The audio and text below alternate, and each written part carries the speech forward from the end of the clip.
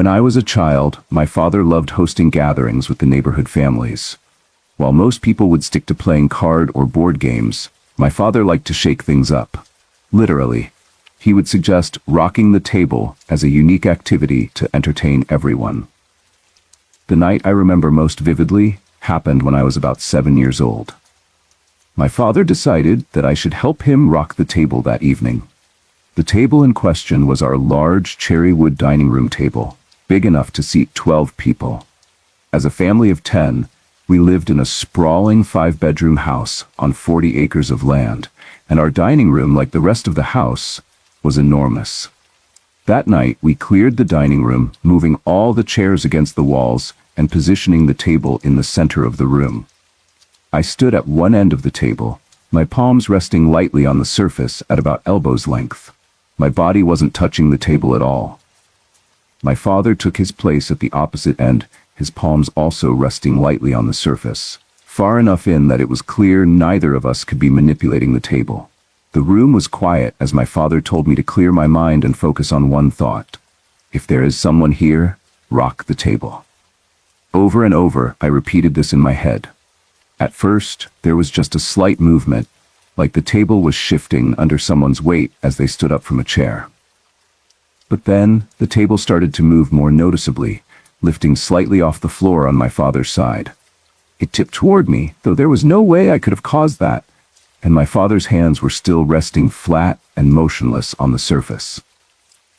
My father began asking questions that could be answered with a yes or no. If the answer is no, rock the table once. If the answer is yes, rock it twice, he instructed. The table responded accordingly, tipping once or twice as if someone unseen was answering. Then my father decided to push things further. He asked, "Can you lift the table onto one leg and make it spin in a circle for us?" The table answered with an emphatic yes, a sudden and powerful rocking motion. The table started tipping back and forth violently.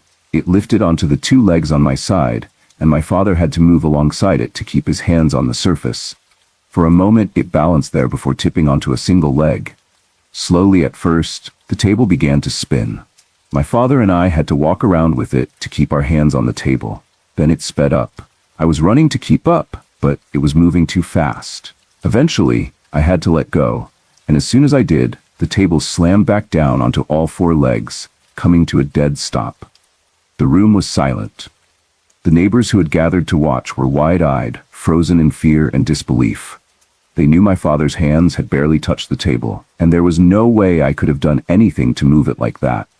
My stepmother, meanwhile, rushed forward to check the table for damage, looking utterly horrified by what her prized piece of furniture had just endured.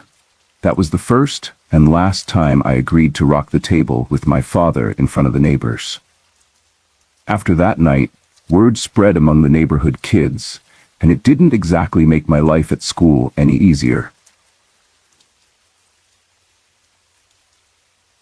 This story isn't my own experience, but one that happened to my nan and several other family members. For years, my nan and granddad dealt with strange and unsettling poltergeist activity in their home. One of the incidents involved my mom, years ago, when she was at my nan's house preparing dinner for my granddad.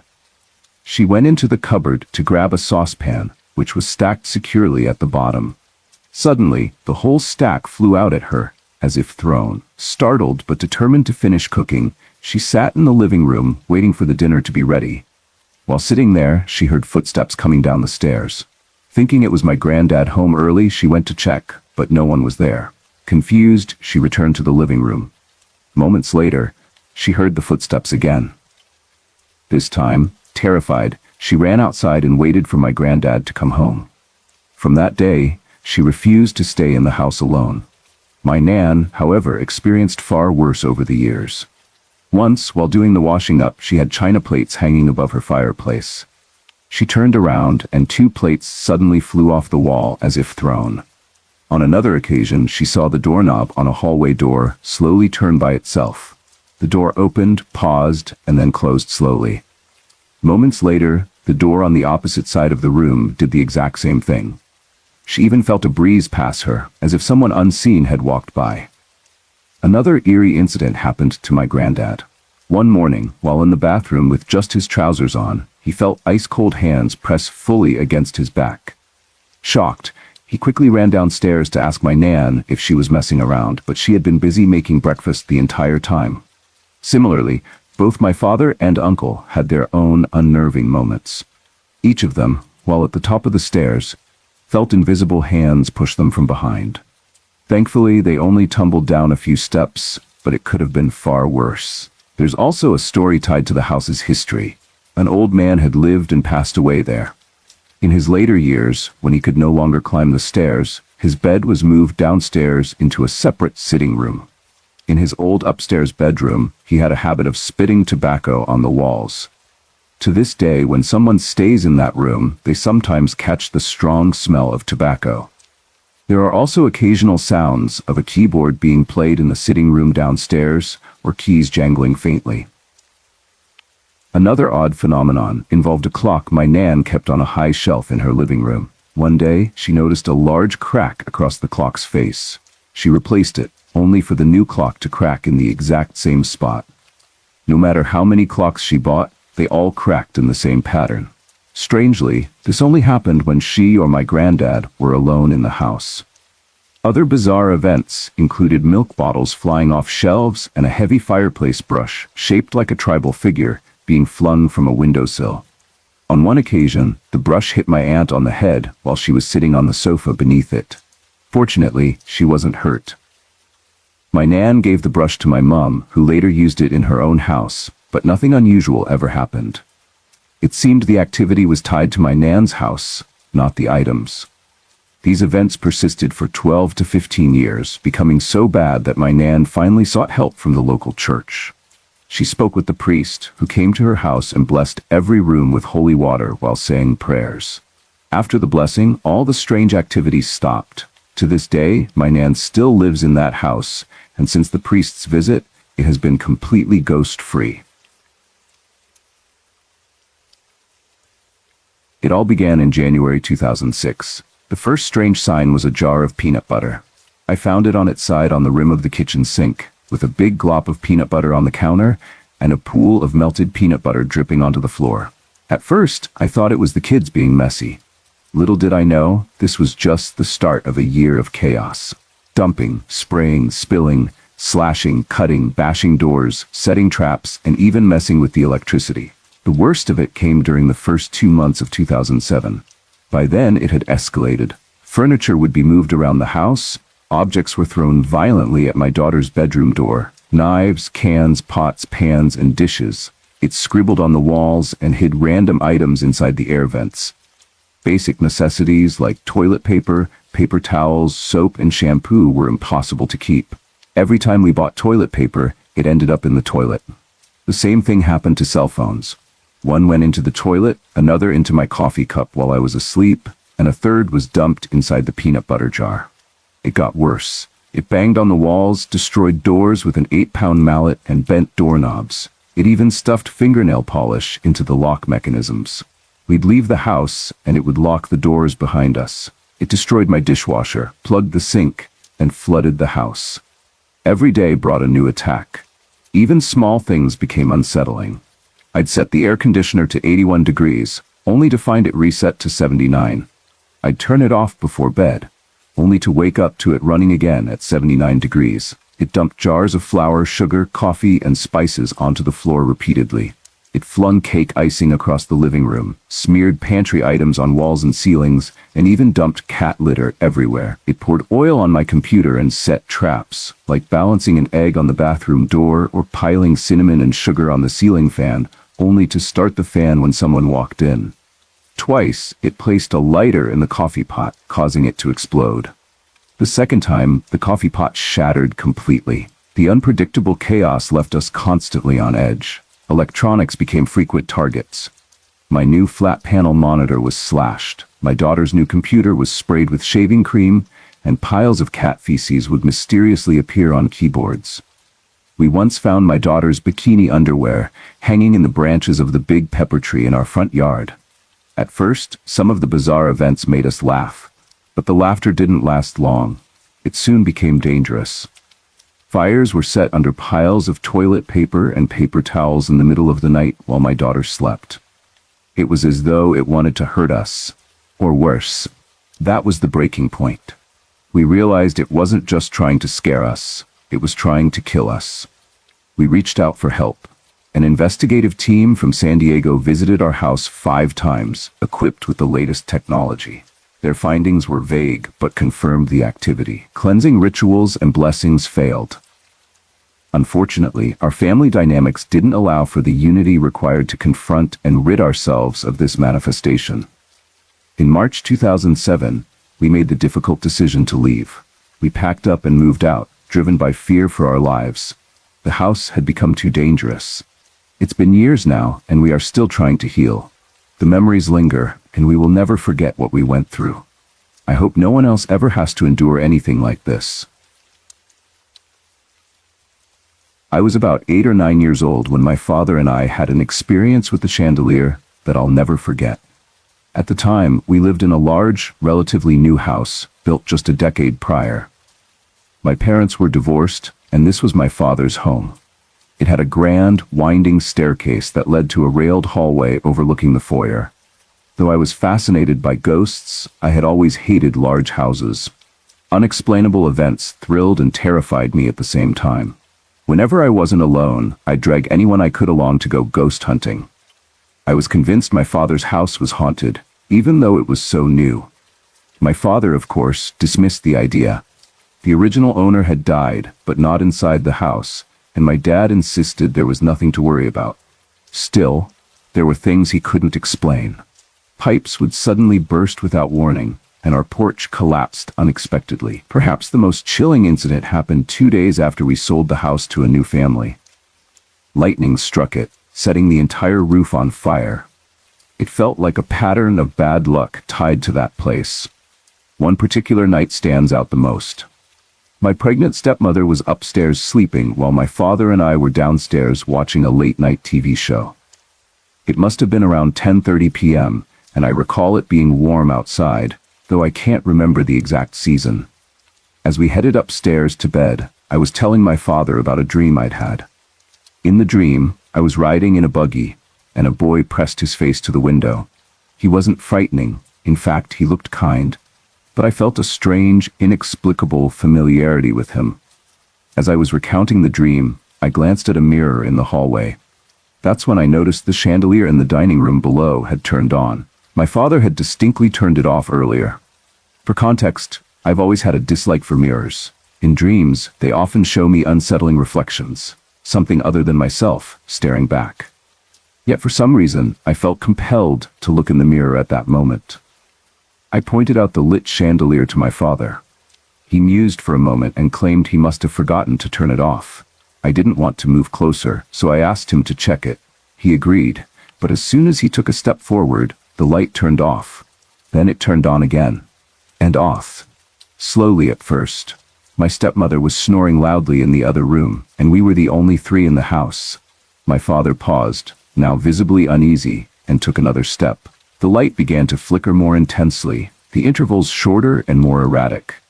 At this point, I was near tears, urging him to stop whatever trick he was playing. He assured me it wasn't him. He raced down the stairs toward the living room, where the light switch was located. With each step he took, the flickering grew faster, almost frantic. On, off, off. By now I was crying. As he neared the switch, the chandelier flashed one last, impossibly bright light, brighter than it should have been capable of, and went dark. My father stood frozen in the dark foyer. When he finally reached the switch, it was already in the off position. He flicked it on, and the light worked perfectly, as if nothing had happened. We both went to bed that night without saying much, though the event haunted me. The next morning, my father offered a weak explanation. The switch must have been stuck in the middle, he said. Years later, he admitted that wasn't true. He had only said it to keep me from worrying. To this day, he still can't explain what happened. What adds to the mystery is that the house was built over an old railroad track that had been inactive for decades. Whether it was my imagination or something more, I was convinced that a little girl lived in the house. My grandmother even claimed she had seen the same thing, fueling my suspicions. Was it the little girl? Or something else? My father, a steadfast skeptic, still refuses to believe in ghosts, but he's never been able to explain that night. My stepmother, on the other hand, is fascinated by ghost stories and still laments that she wasn't awake to witness it. My name is Rosa and I live in North Carolina. I'm 16 now, but I've lived in this house with my family for 4 years. Strange things have been happening here, and it all started a couple of years ago when I was 14. It was a hot summer night, and my little brother had fallen asleep on the floor. I got up to move him to the bed, and as I carried him, I noticed something by the bathroom door. It was a lady. She was just standing there, staring at me. She had long, dark black hair, pale skin, and was wearing a long white dress. I froze, completely terrified. I thought maybe I was just imagining things. I turned away for a second, but when I looked back, she was gone. That was the first time I ever saw her, and I'll never forget it. About a month later, something else strange happened. My dad told me he saw the bathroom trash can move on its own. That same day, my aunt came to visit us from California. We were all sitting together, me, my dad, and my aunt, and I noticed a plate move across the table. I thought maybe I was just seeing things again, but my dad saw it too. We were both freaked out, but we didn't know what to do, so we let it go. Not long after that, my dad had to leave for Mexico for an emergency. One night, while he was gone, my mom and I were sleeping in the same room. Around 3 a.m., I heard the front door open. Then, heavy footsteps, like someone wearing boots, walked through the house. My first thought was that my dad had come back, or maybe someone had broken in.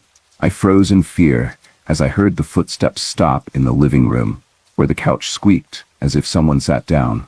Then they got up and walked down the hallway, stopping briefly outside my bedroom door before moving toward my sister's room. After that, everything went silent. Terrified, I woke my mom, and we searched the house together. There was no one there. My mom later told me that she used to hear similar heavy footsteps early in the morning when my dad left for work. It was unsettling, but we couldn't explain it. About a month ago, my sisters and I were home alone. We were sitting on the couch watching TV when we heard the sound of someone trying to open the door. We peeked out the window, but no one was there. Then, out of nowhere, some spoons and a pan fell in the kitchen. At first, we thought it was just because we had washed the dishes earlier, but right after that, the TV turned off and then back on. It happened again a few minutes later. I tried to tell my parents, but they didn't believe me. They thought it might have been a power issue, but the computer didn't restart, so I knew it wasn't that. Last summer, while my dad, brother, and I were in Mexico, my mom and sisters were home alone. My mom said someone knocked on the door repeatedly, but when they looked out the window, no one was there. She said it wasn't the first time that had happened either. It left us all feeling uneasy. More recently, I was in the bathroom and saw the shower curtain move. Then the toilet paper fell to the floor on its own. I didn't know what to think, so I went back to bed, but I couldn't sleep that night.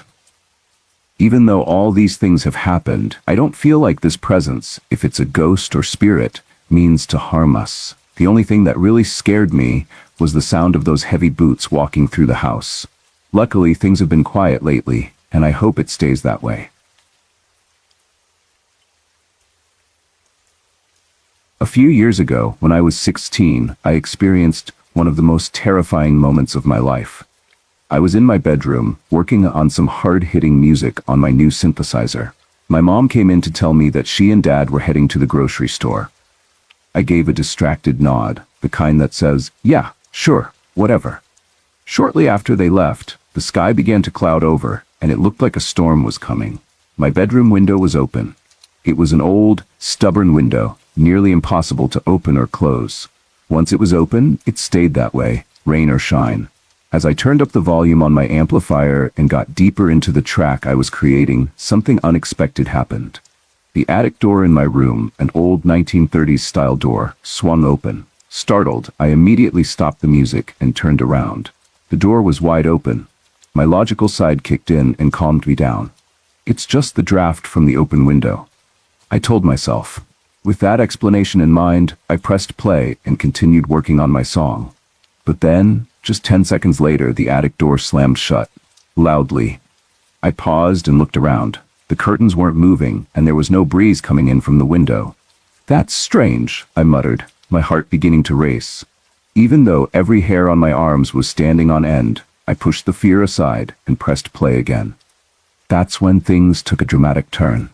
The attic door suddenly slammed open with so much force that the room shook, and before I could even react, it slammed shut again.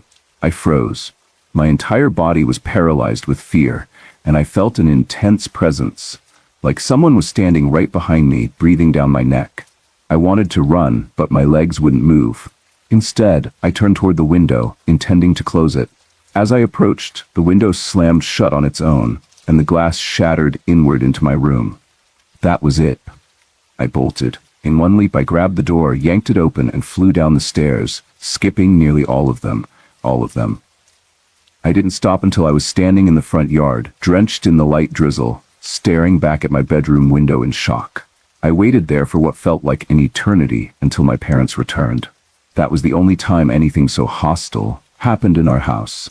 When I tried to explain it later, I heard logical explanations. The approaching storm caused pressure changes that made the door swing open and shut, and the vibrations from my loud music must have loosened the stuck window, causing it to slam shut. They said it was all just a coincidence, amplified by my fear of being alone during a storm. These explanations were reasonable, but they didn't sit well with me, especially when considered alongside other strange events in the house. That experience shook me deeply. It also made me rethink the kind of music I was creating. I erased the hard-hitting track that night and decided to compose something softer and more relaxed, a love ballad, my first real song. As I worked on it, something unusual happened. A soft, sweet smell of roses filled my room. I had no idea where it was coming from. The scent was calming yet eerie. Compelled by curiosity, I walked to the attic door, every nerve in my body on high alert. Slowly, I opened it. The scent of roses grew even stronger, almost overwhelming as it filled the attic stairway. To this day, I can't explain what happened that night. Was it the storm, the music, or something else entirely?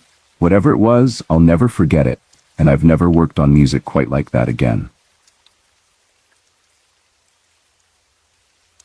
When I was a young adult, I lived in a house with 7 other adults and one little girl named Abigail. At first, the house was warm and cheerful. We'd gather around the table, playing cards and laughing about the day. Abigail soaked up the attention from the adults around her. I thought of her as my little doll, often holding her in my lap and tickling her tiny knees. She had long, silky blonde hair and soulful eyes that seemed far older than her years. But she didn't talk much, which struck me as odd since most kids her age are chatterboxes. She was always clinging to someone, gripping a skirt or pant leg, desperate to stay close. Even when using the bathroom, she refused to close the door. She simply couldn't bear to be alone. When I mentioned her clinginess to her older brother, Henry, he revealed the heartbreaking reason. Abigail had been abused by another brother who no longer lived in the house. Their mother had left him and their father to protect her. Henry admitted that Abigail's behavior had changed dramatically during the abuse. She'd gone from being sweet and quiet to throwing violent tantrums, once hurling a piece of furniture through her bedroom window. He said her rages scared him, but he understood where they came from. Henry had also endured abuse, and he carried the fear of becoming like his abusers. As Henry and I grew closer, he confided in me more. Our late-night talks often stretched until morning, and soon our bond deepened into something more. Abigail noticed. Her watchful eyes picked up on every lingering glance, every touch that lasted too long. She began to wedge herself between us, turning her back on me and clinging harder to Henry. She was jealous, and her fits of rage made that clear. But we brushed it off, thinking she'd grow out of it. One afternoon, I came home to find the house empty, a rare moment of peace. I grabbed a beer from the fridge and went to my basement room, where I was painting a mural on the cold, gray cinder block wall. I placed the beer bottle in the exact center of my speaker. I'm compulsive about balance, and turned on the stereo. As I painted, I heard the front door open. Abigail and her mom had come home. Suddenly, the beer bottle flew off the speaker and crashed to the floor, landing several feet away. I froze, trying to rationalize what had just happened. Maybe the vibrations from the stereo or the door shutting had caused it. But deep down, I knew it didn't make sense. I turned off the music, cleaned up the mess, and moved to the laundry room to rinse my brushes. As I washed up, the feeling of being watched crept over me, cold and unshakable. The tiny hairs on my neck stood on end, but I forced myself to act normal. When I finally turned off the light and left the basement, I hurried upstairs faster than I ever had before. That night, I told Henry what happened, but he dismissed it as a joke. Still, he stayed with me in my room while I worked on the mural. We both fell asleep around midnight. In the early hours, I woke to find Henry thrashing in his sleep. His forehead was slick with sweat, and he was calling out. Then, to my shock, he sat up and began sleepwalking. I followed him as he made his way upstairs to Abigail's room, where he stood in the doorway for a moment before returning to bed. In the morning, his lips and tongue were stained black with paint. He swore he dreamed of Abigail painting his face. The next night, Henry worked an overnight shift, leaving just Abigail, Lauren, another roommate, and me in the house. After putting Abigail to bed, Lauren and I went to our rooms in the basement. As I lay in bed, the covers began to slide off. Thinking I was imagining it, I pulled them back up, only for them to be whipped off the bed entirely. Panicked, I bolted out of my room and collided with Lauren, who was running upstairs. She'd experienced the same thing. We sprinted to Abigail's room and found her fast asleep, her blankets on the floor. We spent the rest of the night huddled on the couch. The next day, Lauren and I visited a Catholic church to gather holy water. Feeling desperate, we decided to use a Ouija board to communicate with whatever was in the house. We set it up in the living room, armed with holy water and palm fronds for protection. We asked simple questions like, "Is someone here?" The board didn't move, and we began to relax. But when Lauren joked, maybe we imagined it all, the glass shot to the word no. At that moment, the basement door creaked open, and we heard faint murmuring from below. Grabbing the holy water, we approached the door, but it slammed shut before we reached it. That weekend, I packed my things and left. Looking back now, I can't say for sure what was behind those events. Was it Abigail's pain and trauma manifesting in strange ways? Or was there something else in that house? Whatever it was, it left a mark on me that I'll never forget. There's a small town near Dora called Old Dora. Back in the day, it was the place to be, with stores, a library, a Methodist church, and even a train station. But over the years, people moved farther away, leaving Old Dora abandoned and forgotten. For the past 30 years, most of the buildings have either collapsed or been torn down. Only a handful remain: the church, train station, library, and an old furniture store. The railroad tracks above town are supported by a large concrete wall, now a canvas for spray-painted artwork from generations past and present. My friends and I, who like to think of Old Dora as our own, have added our own marks there.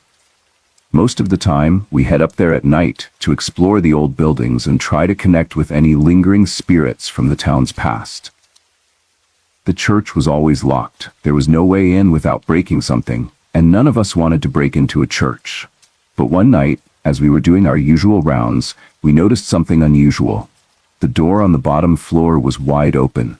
The bottom floor sits by the main road, still occasionally used, while the second floor faces the abandoned streets of Old Dora above. It was 11:37 p.m. I checked my watch as my friends excitedly talked about finally getting to explore the church. I couldn't shake a strange feeling in the pit of my stomach, a quiet unease about going inside. Still, we eventually decided to step through the open door. The bottom floor was huge, cluttered with debris scattered everywhere. In the back, I noticed an old piano leaning against the wall. I couldn't resist playing a little tune.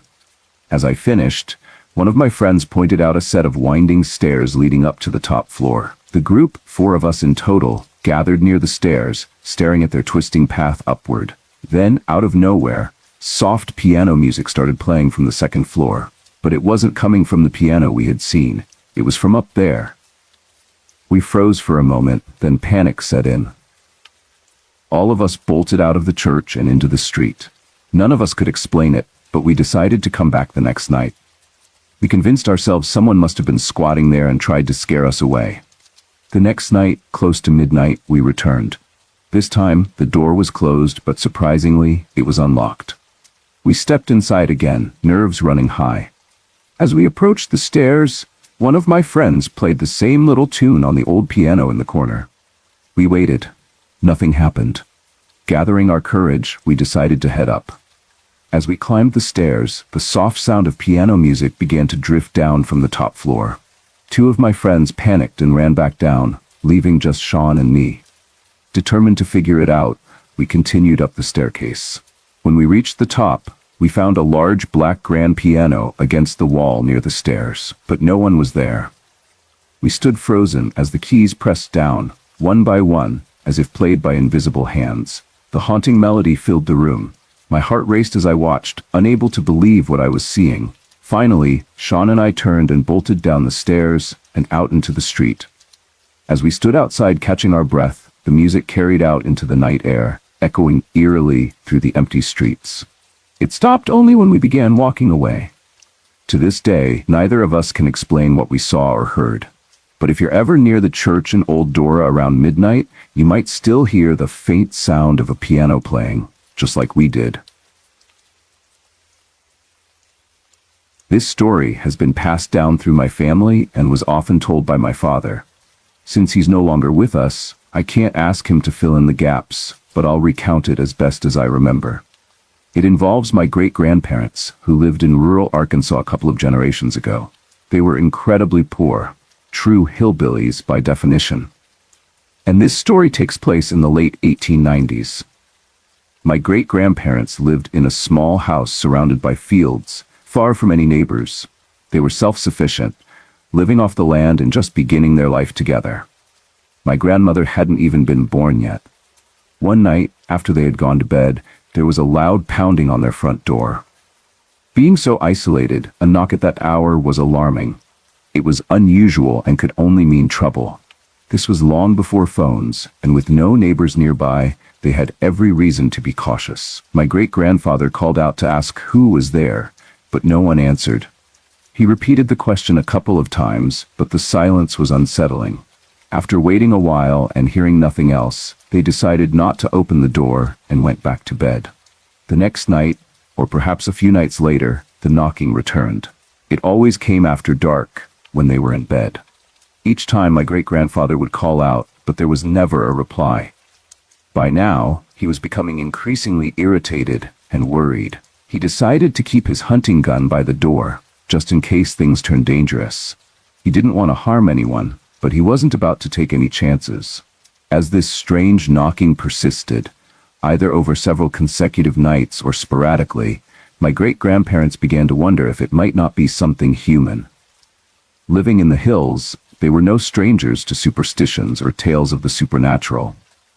Seeking answers, they decided to sprinkle flour on the front steps, hoping to catch some evidence of who or what was visiting them in the night. One evening, after they were ready for bed, the knocking started again. Great-grandpa grabbed his gun and prepared himself, while great-grandma stayed close by. As usual, he called out, asking who was there. When no answer came, they decided to act. With his gun at the ready, great-grandma quickly flung the door wide open. No one was there. They stepped outside and looked around, but the area was empty. However, when they glanced down at the flower, their blood ran cold. Clear footprints led up the steps to their door, but there were no prints leading away. The trail simply stopped at the door. Terrified, great-grandma said a quick prayer. They retreated back inside, shaken to their core. As far as I know, that was the last time the mysterious knocking occurred. Whatever, or whoever it was, it never returned. My father always told this story the same way, never changing the details. He insisted it was true, and I believe him. My aunt, his sister, also swears by its truth. Whether it was a prankster, a restless spirit, or something beyond explanation, the story has stayed with me, just as it stayed with them. Sorry to interrupt. If you're enjoying the story, let me know in the comments and tell me where you're watching from. Don't forget to like and subscribe for more. When my husband was stationed at Fort Wainwright, Alaska, we lived on base in some of the oldest family housing there. The buildings dated back to the 1930s, and had originally been used as barracks before being converted into family homes. From the moment we moved in, I had the unsettling feeling that we weren't alone in the house. I started having nightmares, which was unusual for me, and I'd wake up in the middle of the night with the overwhelming sensation that something was standing over me. Our cat would stare fixedly at random spots on the walls and ceiling, while our dog would bark and growl at seemingly nothing. At times, when I was home alone, I'd feel as though I was being watched. I've had experiences with the paranormal before, but I'd never felt threatened like this. Whatever was there seemed different. At first, it was more annoying than frightening. It started with a missing remote. My husband and I blamed each other, of course, and tore the house apart searching for it, but came up empty-handed. We eventually gave up and bought a new remote from the cable company. A month later, as we were getting ready for bed, my husband pulled back the covers, and there was the remote, lying in the middle of the bed. I knew it wasn't there when I made the bed that morning. We exchanged baffled looks and chalked it up to something strange. I put the remote on the nightstand, and we went to bed. After that, small items began disappearing more frequently, only to turn up in odd places. We started joking that we must have an invisible roommate who liked to mess with us. But the humor faded when things escalated after my husband deployed to Iraq. Alone in the house, I knew that if I hadn't moved something, no one else could have. The last straw came when my toothbrush vanished. Frustrated, I said aloud, "This isn't funny anymore. Give it back." The next day, I found my toothbrush sitting on a shelf in the mudroom, a place I'd never put it. That stopped the disappearing act, but it seemed to hurt whatever was there. The sense of being watched became more intense and constant, and for the first time, I started feeling genuinely uncomfortable in my own home. One night, the unease was so overwhelming that I asked a friend to stay over. She agreed, and we hung out before heading to bed. As soon as I lay down, I heard her bedroom door slam shut. Heart racing, I jumped up and ran to check on her. When I opened the door, I found her terrified. She explained that she'd watched the door slowly close by itself, and then just before it shut, it suddenly slammed. I need to emphasize, this was the dead of winter in Alaska, with temperatures at -40°F. There were no open windows, no drafts, and no logical explanation for what had happened. Shaken, we ended up sleeping on the couch together that night. Not long after, I was offered the chance to move into a different house on base, and I didn't hesitate to accept. The house we lived in was already creepy enough. When my bedroom was upstairs, I discovered someone had carved into the inside of my closet door. "So-and-so died here on such and such date." At the time, I brushed it off, thinking it was just some kid who lived there before trying to scare people. As we got older, my mom decided to expand our family by bringing in her loser boyfriend, twice. That meant my brother and I were moved to the basement for our bedrooms. Honestly, we didn't mind. We wanted our space away from the parents anyway. One weekend, my best friend Danielle came over to spend the night. Since my bed was way too small for both of us, we decided to crash on the couch in the basement living room. The room was unfinished, a typical hangout spot for me and my brother and anyone else who came over. It was across from my brother's bedroom, and the moonlight and streetlights outside let in a bit of dim light through the doorway. It was late when we started getting ready for bed. Knowing the basement would get cold, we grabbed a bunch of blankets, turned on some quiet music, and switched off the lights. Danielle took one end of the couch, facing the doorway, while I lay on the opposite end, facing the wall. We started chatting about the usual 15-year-old gossip. In the middle of a story, Danielle suddenly stopped talking. "Who's standing in the doorway?" she asked. I froze. "What are you talking about?" I replied, my pulse already racing. I've never been a fan of the dark, and her words sent a wave of panic through me. "There's someone standing in the doorway," she whispered, "wearing a trench coat and a black hat." "You're joking. Don't lie to me," I said, my voice trembling. She shut her eyes tightly, and when she opened them again, the figure was gone. We sat there, tense and waiting. Minutes passed, but nothing happened, so we cautiously went back to talking, trying to shake off the unease. She was in the middle of complaining about a class she hated when I stopped her this time. "Did you hear that?" I whispered. "What did you hear?" Danielle asked, her voice barely audible. The sound had come from the laundry room on the other side of the basement, a faint swish across the cement floor, like something being dragged or pushed. "It sounded like something moving," I said. She hadn't heard it, so we sat still, listening. Everything was silent again. We started to talk once more, keeping an eye on the shadows. Then we both heard it, swish. The same sound echoed from the laundry room. Danielle and I stared at each other, our fear escalating. We started whisper shouting for my brother, who was upstairs watching TV, but he didn't respond. We lay there, too afraid to move, hoping anyone would come down. Finally, I heard the water shut off from the shower upstairs. We screamed for my brother again, this time at full volume. A few moments later, he came stomping downstairs, annoyed and asking why we were yelling. We quickly told him about the shadow in the doorway and the sounds from the laundry room. He didn't seem concerned, brushing it off as us being overly dramatic. But Danielle and I weren't about to spend another second down there. We scrambled off the couch and followed my brother upstairs, sticking close behind him as we climbed the stairs. As we passed the hallway leading to the laundry room, we glanced inside and froze.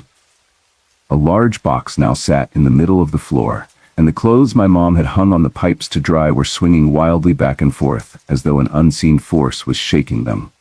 There was no wind, no open windows, and no logical explanation. Danielle and I looked at each other, then bolted upstairs.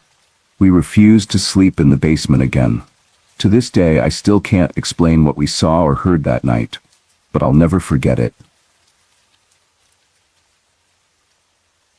I want to share some strange things that have been happening in my house. My family and I live in Fredericksburg, Virginia, a historic town known for its Civil War history. We've lived here for over 10 years and found out through research that, while our property wasn't a battlefield, soldiers from both sides camped here several times. I think most of the activity in the house is poltergeist-related, but we've also seen apparitions. The previous owners of the house argued constantly and left behind a lot of negative energy when they divorced. When we first moved in, our dog refused to go into the basement. She would growl and bark at the basement door at random times. One day, when she was barking, we heard a loud crash downstairs. It sounded like someone was throwing boxes around, but when we went to check, everything was in place. She's terrified of the basement and only goes there if we make her. What's strange is that she's an Australian barkless dog. She never barks unless it's something serious. My mom is very musical and has many instruments on the first floor. Sometimes we hear her playing when she's not home. We've tried to explain it as old sounds trapped in the walls, but it never happens when she's around. The toilet in her bedroom also flushes by itself when no one is upstairs.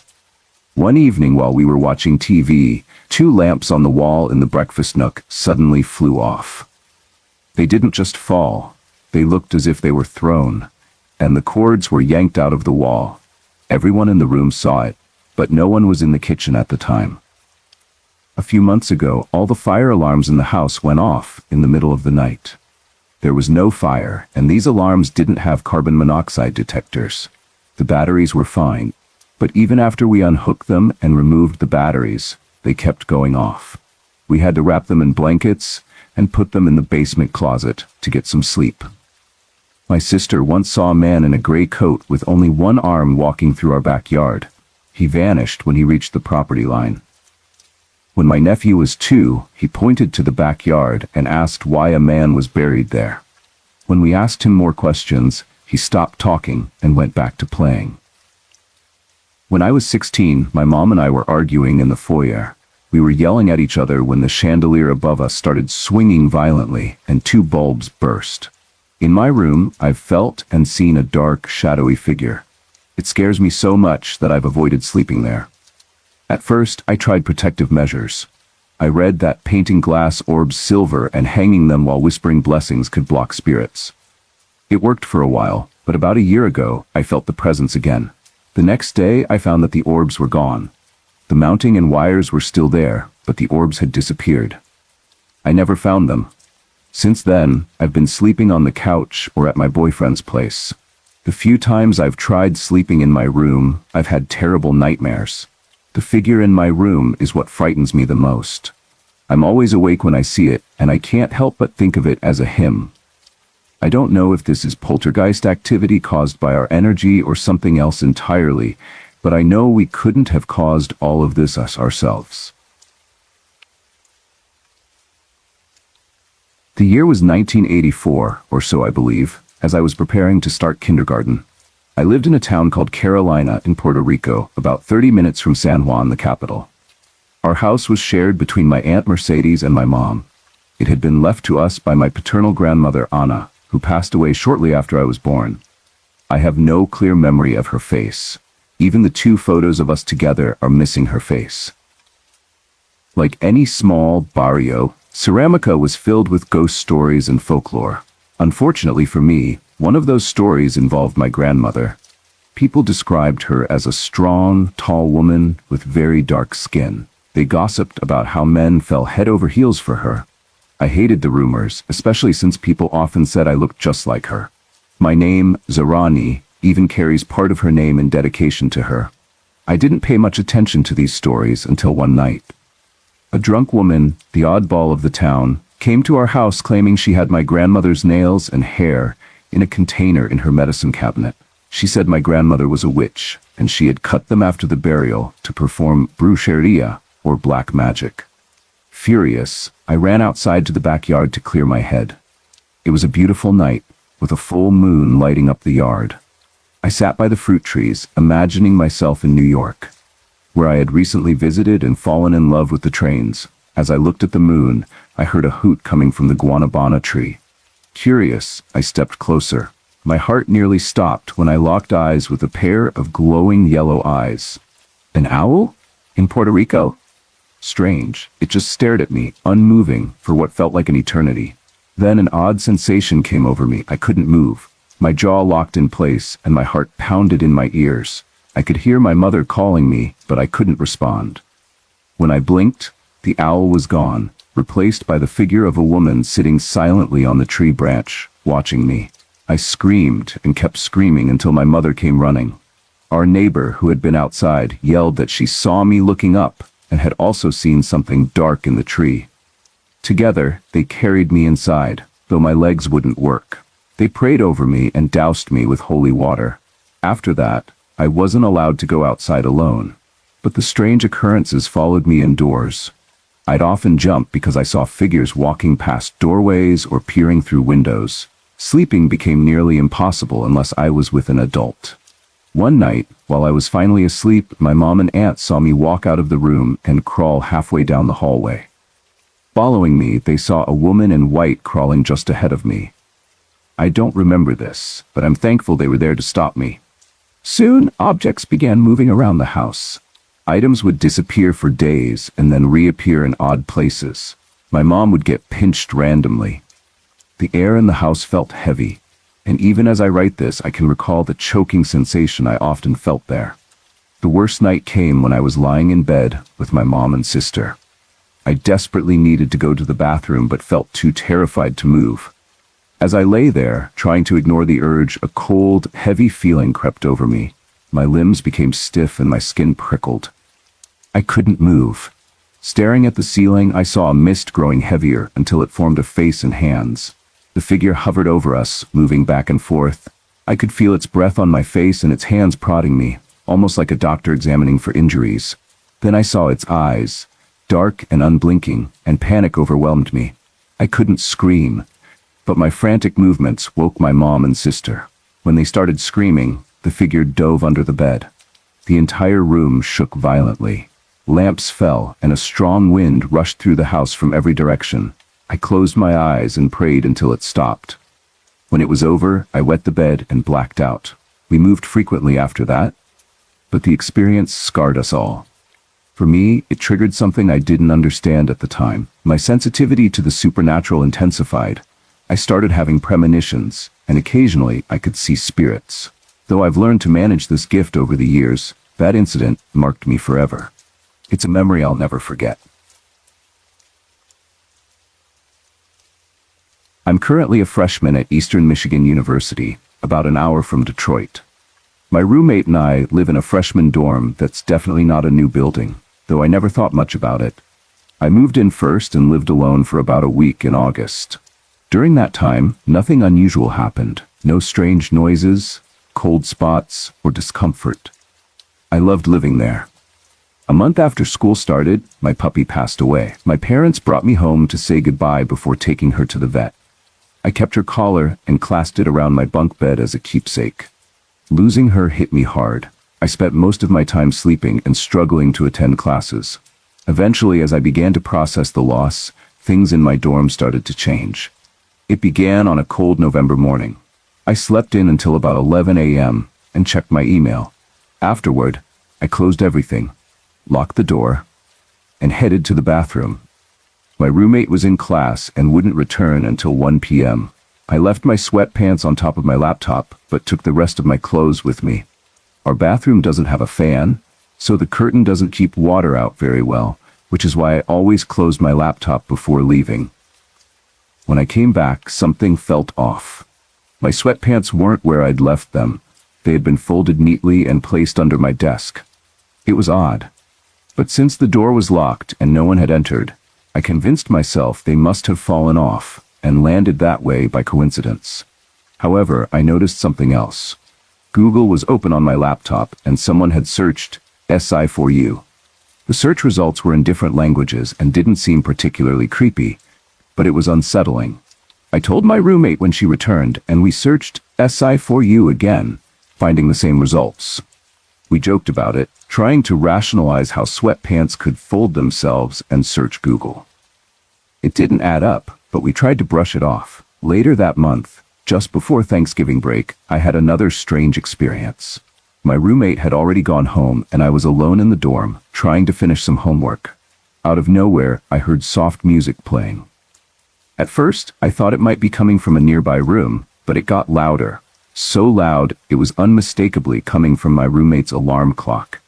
It was playing Who Knew by Pink. Her alarm clock was unplugged. I confirmed it with a gentle tug on the cord. I assumed something must have been wrong with the switch, so I flipped it on and off. Instead of stopping, the music grew louder, so loud it stunned my ears. Finally, I removed the battery, and it stopped instantly. When my roommate returned after the break, I warned her not to be surprised if she found the battery on her dresser. I explained that her alarm clock had started playing music while I was studying, and that removing the battery was the only way to stop it. She looked at me with wide eyes and said, "That's strange. The battery isn't strong enough to power the radio, just the alarm. I thought the radio was broken because it only worked when the clock was plugged into the wall."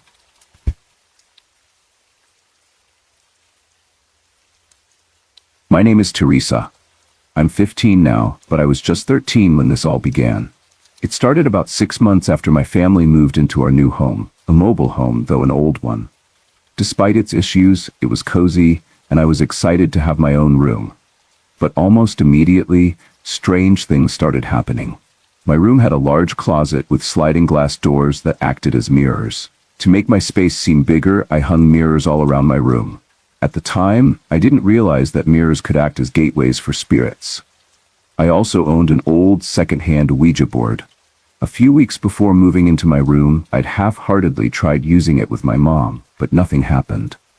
Then, one night, I noticed something strange. The box it was stored in began glowing green. I didn't think much of it then, but now I wonder if it left a portal open. Once I moved into my room, the closet mirrors began shaking for no reason. It happened often, and if I acknowledged it by saying something like, "I know you're in my room," the shaking would stop. I also felt unexplained drafts in the room, and every day I heard the sound of something punching the walls, sometimes multiple times in a row. The nights were worse. Whenever I went to bed, my bed would shake violently, as if someone were physically standing there, grabbing it and shaking it. No matter what I tried, I couldn't recreate the sensation. Even more disturbing were the objects thrown at me, sometimes hitting me hard enough to leave scars. I still have marks on my arms from cuts caused by flying objects. My headphones, my keyboard, things in my room would randomly be hurled at me. One of the most terrifying incidents happened to my mom in the kitchen. She was talking to my little sister when suddenly something kicked the refrigerator so hard that it jumped and moved a few inches. Another time, while I was away on vacation, my mom called me in a panic, saying she heard loud stomping, banging, and objects being thrown around. I calmly told her, "It's just Kalav and Danis."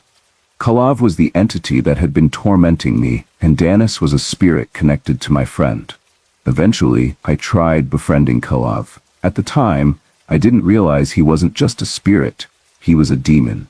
Even after I learned the truth, I dismissed it, pretending he was harmless. Later, I discovered that Kalav wasn't just any demon. He was an incubus, and a high-ranking one at that.